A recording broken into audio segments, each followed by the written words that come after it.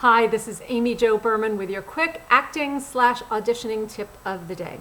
Okay, so I coached an actor this morning, and as often happens, I get inspired with ideas of things to share with you when I coach. So this morning, this great actor came in with a scene that is a classic trap. Now I know I've talked about traps on a previous video, but this is a very specific kind of trap. It is the crying scene. The emotional scene, the scene that when you get the sides it says, and a tear rolls down her cheek, or, racked with guilt, in the stage directions, and, and it's some kind of a scene that calls for a really emotional emotional moment. So if you've ever had a scene like that, I know that most of you have felt very like, oh my God, how am I going to pull this off in the audition? I know that most of you can probably pull it off in a performance, but pulling it off in the audition is a different story. So when you get this kind of a scene, what do you do? What do you do? Freak out. No, you don't freak out. First of all, when you get a scene where you're supposed to cry, the first thing that happens is you go, oh my God, I'm supposed to cry. And so then your mind is going, oh my God, I'm supposed to cry, I'm supposed to cry. And then your whole scene becomes about you either trying to cry, or if you don't have any trouble crying, showing that you're crying. Right? And so what ends up happening is on the other side, so I'm going to give you the casting director side now. Casting director sees stream of auditions, right? Actor after actor who come in and cry their asses off.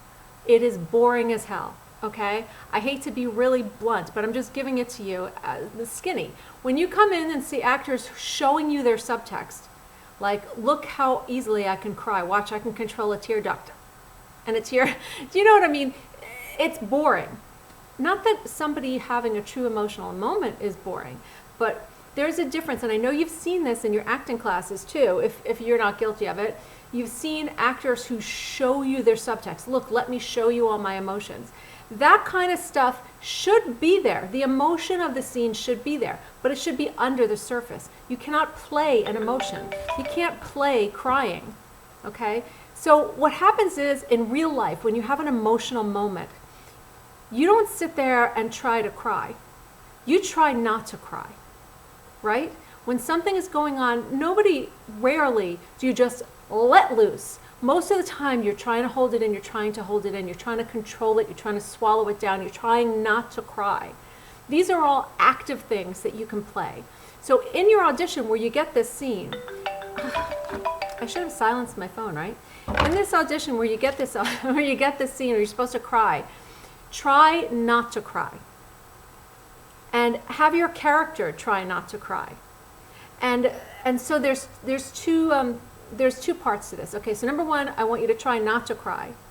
Number two, it's really important that you build the scene with layers and complexity, and modulate it so that it's interesting. Okay, and don't forgo that just because there's crying or emotion involved. That's what happens when you play the emotion and it's boring, okay? The emotion is the underlayer. You still have to play the scene. You still have to break it down moment to moment and figure out why you're saying each thing. Make it specific. Who is this about? What is he referring to? Who should I be looking at? How can I, whatever. The same thing that you would do if the scene wasn't about crying, but you get stuck in your head and you go, oh, crying, I have to come up with this emotion. No, you have to make interesting choices. You have to be specific. You have to play the opposite. You have to know who your character is and why they're saying what they're saying. The emotion that comes up is a result of that, okay? It's not the goal. And if you make it the goal, it's coming in, showing us your subtext, and it's boring. Okay, so the interesting way to do it, make specific, interesting choices, modulate the scene, build an arc, come up with layers, hit it hard like you would any other scene, and let the emotion just come. And I'll tell you something else. If the emotion doesn't come and you get stuck, sometimes that happens, right? If the emotion doesn't come, at least you have a really interesting scene going on, and it's authentic. And you can play it, and it could be beautiful, even if the emotion doesn't show up. But if you just play the emotion and the emotion doesn't show up, what do you have? Right? Okay, so I hope that helped you with the common trap of that crying scene.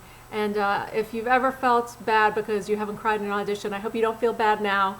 And and I hope you have a strategy to attack this crazy actor trap.